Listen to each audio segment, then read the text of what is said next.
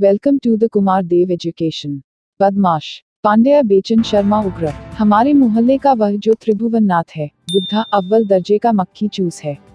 उम्र तो है उसकी हाथ से लकड़ी पकड़कर चलने की, पर वह दांत से कौड़ी पकड़ता चलता है। वह भी भोगने के लिए नहीं, दानार्थ भी, नैव केवल जोड़ने के लिए। मगर लक्ष्मी की कृपा। पुरुष पुरातन की वह चंचला औरत एक बार लड़कपन में जो त्रिभुवन नाथ पर आशिक हुई सो हुई। मोहल्ले की दादियां सांझ सवेरे साश्चर्य गलचौर करती हुई कहती हैं, त्रिभुवन नाथ के घर में लक्ष्मी टांग तोड़कर बैठ गई हैं। लेकिन जो लोग चंचला की मायाविनी प्रकृति को समझते हैं, बुढ़ियों की बातों पर केवल मुस्कुरा देते हैं। कहते हैं, लक्ष्मी यदि किसी के यहाँ पांव तोड़कर बैठ जाए तो नारायण को संसार संभालना तो दूर, अपना पीतांबर संभालना भी दुश्वार हो जाए। शेष भूभा र उतारकर अपार पारावार के महाकार में मिला दें। अजी जनाब, यह तो भगवती माया ही है, जिनके लिए सृष्टिकर कोई अपने को करता कहता है, दया दृष्टिकर धरता और प्रल्याग्नि वृष्टिकर संहरता। पर्दे के पीछे वही चंचला चमकती हैं, बाहर बाहर उनके बेदाम गुलाम नाचते हैं। ऐसी सर्वव्यापिनी विश्व विमोहिनी भला एक जगह टिक सकती है, टांग तोड़कर छी। त्रिभुवन नाथ जब 10 वर्ष का था तभी अपने नाना की संपत्ति के लिए गोद ले लिया गया था। उस समय वह संपत्ति चल अचल कुल मिलाकर 20,000 रुपयों से अधिक की न थी। मगर पिछले 60 वर्षों में त्रिभुवन नाथ पूरे 2 लाख का अधिकारी हो गया। इस समय आप जाने उसकी अवस्था 75 साल की है। त्रिभुवन नाथ की एक सुंदरी स्त्री है, 18 वर्षीय, और एक लड़का है, जवान, जिसके वय का 17वां वर्ष चल रहा है। अर्थात त्रिभुवन नाथ की यह पाणिग्रहिता चौथी है। 5 वर्ष हुए इस औरत को उसने चांदी के जाल में फंसाया था, नहीं तो भला खुशी से कोई आंखों वाला बाप उसे अपनी बेटी देता। बात यूं है, इस युवती के पिता को त्रिभुवन नाथ ने असल में 900 रुपये ऋण दे रखा था, जो 5 वर्ष पूर्व सूद दर सूद पूरे 5,000 हो गया था। अब या तो वह गरीब त्रिभुवन नाथ के 13 वर्ष के बच्चे को 14 वर्ष की एक माँ देता, या अपना चिथड़ा लत्ता, अर्तन बर्तन, घर बाहर। बस बुढ़े की गोटी लाल हो गई। 5,000 मूल्य पर औरत का सौदा त्रिभुवन नाथ कदापि न करता, यदि उसे बुढ़ौती में जवान बीबी के पुष्ट गुण न मालूम होते। कुछ लोग उसके सौभाग्य या दुर्भाग्य से व्यग्र होकर कहते, यह साला औरत खाकर जीता है। मगर ज्यादातर लोग यह मानते हैं कि वह पुरुषत्वहीन है। दिखावट और घर संभालने के लिए औरत पर औरत ब्याह कर लाता है, उन्हें खाने पीने पहनने ओढ़ने की इतनी तकलीफें देता है कि या तो वे बदचलन हो जाती हैं, या जहर खाकर सो जाती हैं। और त्रिभुवन का वह लड़का जवान सुखदेव, मोहल्ले वाले कहते हैं, त्रिभुवन की तीसरी स्त्री उसकी जननी ऐसी बदमाश थी कि दोहाई। उसने मोहल्ले भर के युवकों को परख रखा था। उस पर प्रेत और प्रेतनियां भी आती और उन्हें उतारने वाले महीने में 15 दिन त्रिभुवन नाथ के घर के आगे पीछे मंडराते नजर आते थे। किसी प्रेत पिशाच के प्रसाद ही से सुखदेव ने संसार का मुंह देखा है, ऐसी उन सब लोगों की धारणा है जो त्रिभुवन नाथ को और न की झुकी कमर को जरा भी पहचानते हैं, और कहते हैं, इसीलिए यह लौंडा ऐसा विकट बदमाश है। वह लौंडा, मैं उसे तब से जानता हूँ जब से वह हमारी दुनिया में सांस लेने लगा है। एक ही मोहल्ले में रहने से स्वभाव चाहे न मिलता हो, पर उसका पिता त्रिभुवन है हमारा मित्र। और एक बात और, विचार सिद्धांत मिले या ना मिले, पैसे वालों की परवाह साधारणतया सभी लोग करते हैं। पैसा ही एक ऐसा मल है जिसे ढोने वाले लोग स्पृश्य नहीं समझते, बल्कि अर्थमल वाहक को हक नाहक लोग प्रेम पुलित भाव से छाती और गले से लगाते फिरते हैं। किसी के हाथ में वह मल लगे जिससे गरीब भंगित होता है तो तुरंत ही वह व्यक्ति व्यग्र भावेन निर्मल होने को दौड़ता है। मगर अमीर भंगी का भार चांदी मल हाथ लगते ही मनुष्य अपने हाथों के बाहर होकर बड़े चाव से मलमल हो उठता है। इस त्रिभुवन नाथ को ही देखिए। पहले तो वह हाय लड़का किया करता था, निपुता हो ने के कारण जन्म भर की कंजूस कमाई आंखें मूंदते ही क्या जाने किसके हाथों में चली जाएगी, यह सोचकर जिस दिन सुखदेव पैदा हुआ उसी दिन से घर में जो 1.25 पाव रोज दूध लिया जाता था बंद कर दिया गया। कारण वह ग्वाला ही मर गया जो सूद के पैसे में दूध दे जाता था। सुखदेव के जन्म के 2 वर्ष पूर्व त्रिभुवन ने उस ग्वाले को 2 रुपये ऋण दिया था, 2 पैसे रोज या 1.25 पाव सुच्चा दूध सूद के वादे पर।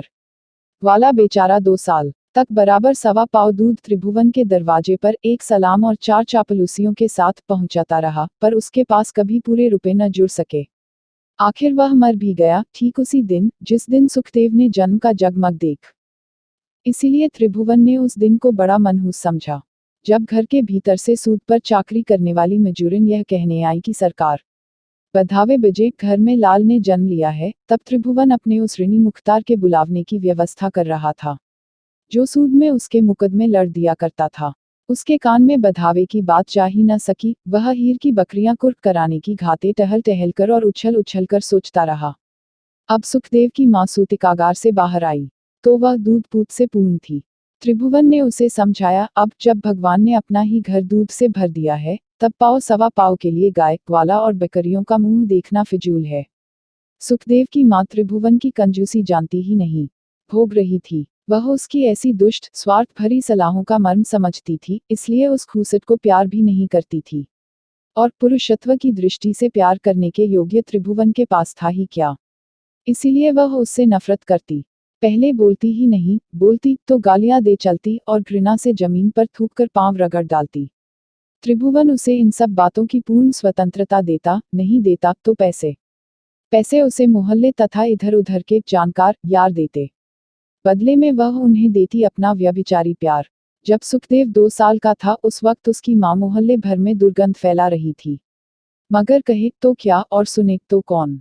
अंग्रेजी राज और तेली का तेल, फिर बीच में बोलने वाला बेवकूफ नहीं तो और क्या कहा जाता। अस्तु, अपने दरवाजे पर बैठे बैठे हम रोज सुनते कि यार लोग 8 पहर त्रिभुवन के दरवाजे पर डेरा डाले रहते हैं।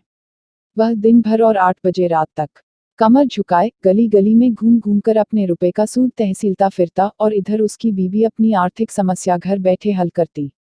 लोग बतलाते, शाम को वह सजी बजी अपने दरवाजे पर या पिछवाड़े सुखदेव को गोद में लिए खड़ी रहती है। समझे सधे सज्जन आते हैं, वे लड़के के हाथ में रुपया या रुपए देते हैं और माँ के मुंह से चुम्मा या चुम्मे लेते हैं।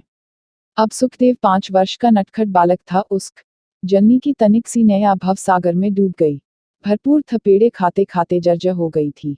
और तब तक उस लड़के ने बाप को गंदी गालियां देने, दूसरों से रुपए पैसे ऐंठने और फिर हृदय से लगकर चुंबन देने का पाठ पढ़ा था अपनी माँ से।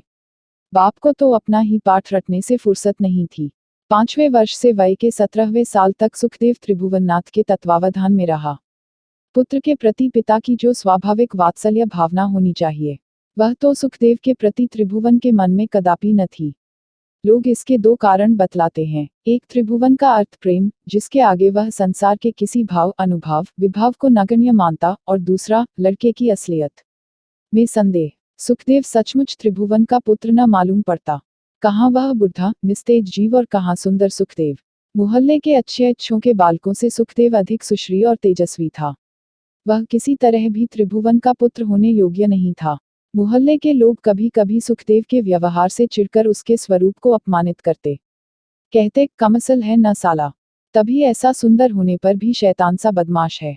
त्रिभुवन के मन में सुखदेव की असलियत के बारे में संदेह ही नहीं, पूरा विश्वास था। इसीलिए वह उसके हित की कभी न सोचता।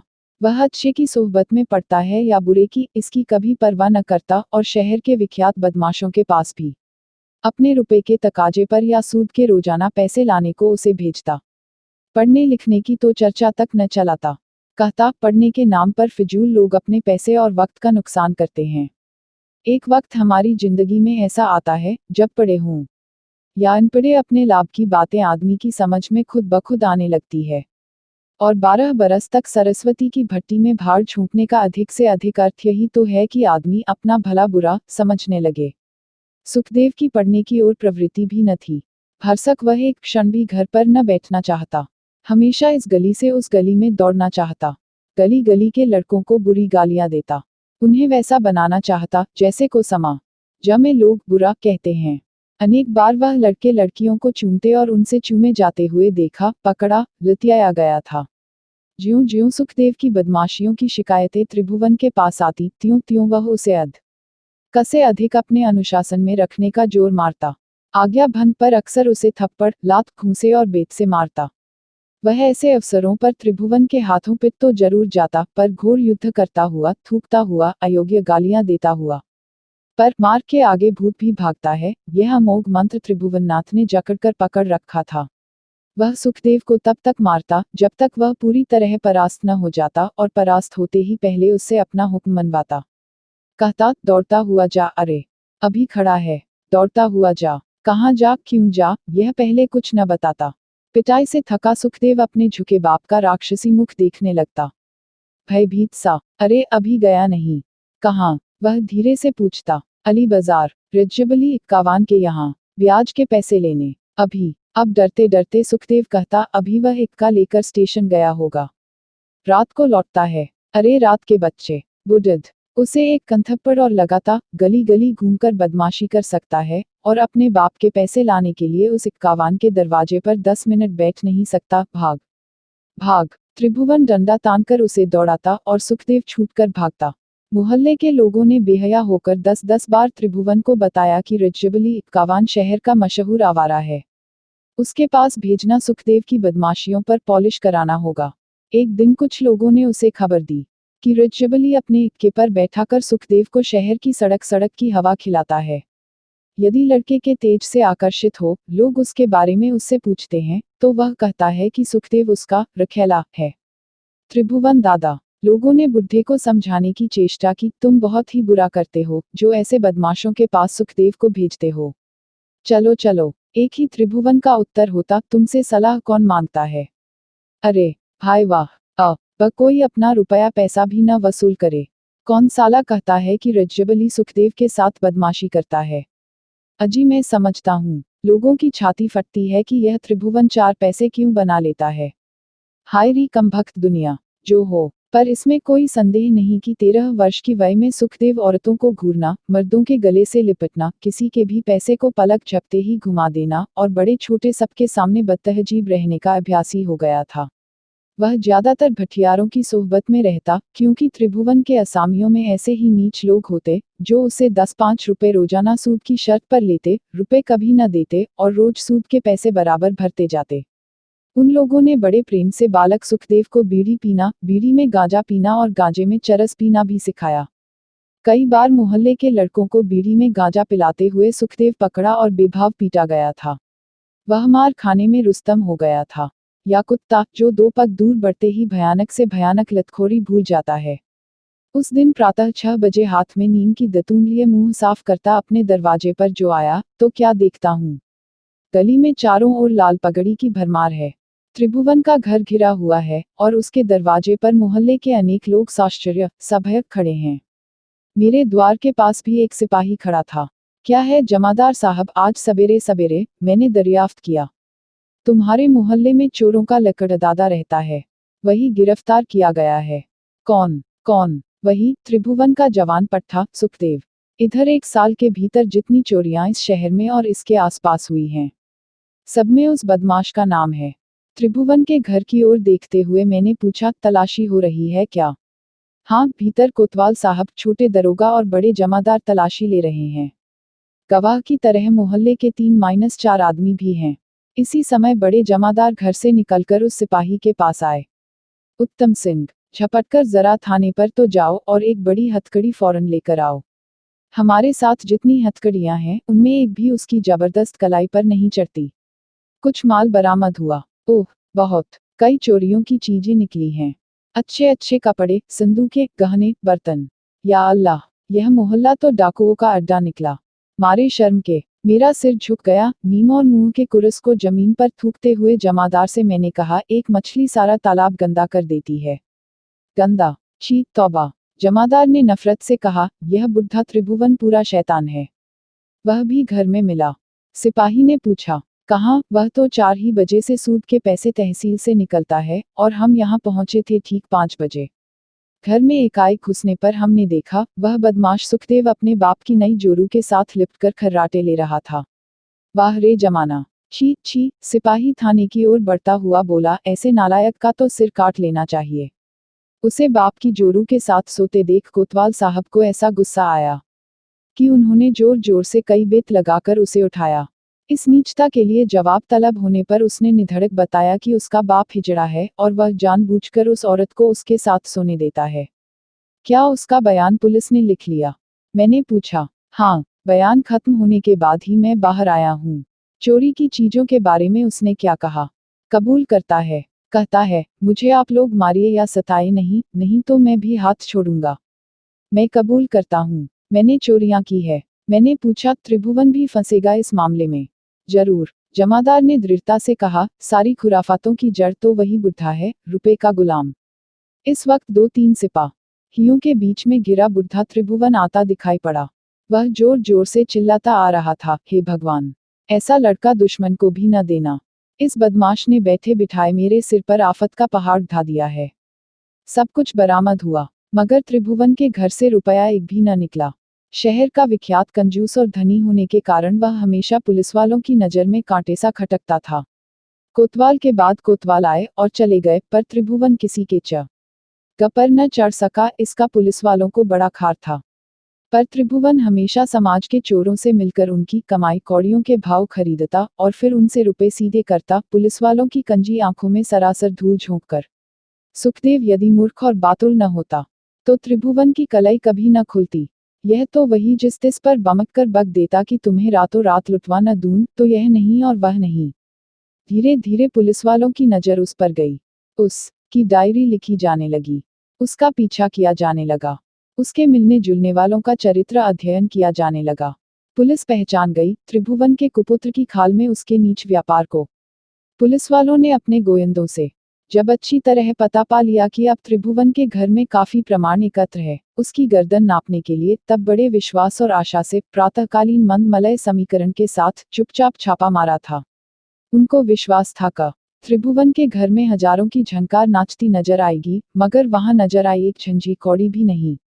साला गाड़ कर रखता होगा, कोतवाल ने सोचा, और बस त्रिभुवन का सारा घर खोद डाला गया। जिस कमरे में वह सोता था उसको पुलिस वालों ने चारों ओर से कमर भर गहरा खोदा, मगर भगवान की तरह वहां भी रुपए न मिले। अब उनका क्रोध प्रचंड हुआ त्रिभुवन पर। नकद रुपया कहाँ छिपाया है हजरत? कोतवाल ने उससे डांट कर पूछा। दोहाई है कोतवाल साहब की। बुढ़ा रटने लगा अपना अभ्यास, किस ससुरे के पास एक कौड़ी भी हो हुजूर। पैसे पैसे को तबाह हूँ, गली गली ठोकरें खाता फिरता हूँ और तिस पर भी लोग रुपए नहीं लौटाते। इतना कहकर त्रिभुवन रोने का नाट्य करते हुए बोला, दोहाई हुजूर की, खाने बिना हम लोग मरे जा रहे हैं। वह अभी बकता ही, अगर जमादार ने उसे एक थप्पड़ न जमा दिया होता। साला चोरी का माल सरकाकर सेठ बना है और रुपयों का पता पूछने पर ढंढर्च करता है। जोखन सिंह, उस कमरे में ले जाकर इसका बयान लो। बयान लो का अर्थ बाद में हमने समझा, जब कमरे से फटाफट जूते की आवाज और फिर त्रिभुवन की चीत्कार सुनाई पड़ी। दर्शक लोग दहल से उठे। पुलिस के इस बयान लेने पर हम सब धीरे धीरे वहां से सरकने लगे। अभी उसका फटाफट बयान हो ही रहा था कि सभी दर्शक घटना स्थल से सरक गए, पुलिस के सदे गवाहों को छोड़कर। सच झूठ की राम जाने उस तलाशी के बारे में बाद में शहर में बड़ी बड़ी बदशकल खबरें फैली। लोग फुसफुसाकर बातें करते थे। त्रिभुवन बुरी तरह जुतियाया गया रुपयों का पता बताने के लिए। उसे 50 तरह से थूका चटाकर, नंगा कर, उल्टे टांग कर जलील किया गया कि वह नकदी माल का पता दे। यहाँ तक कि उसकी बीवी तक को पुलिस छेड़ने पर उतर आई। वह तो सुखदेव मरने मारने पर अड़ गया, तब उसकी इज्जत बची।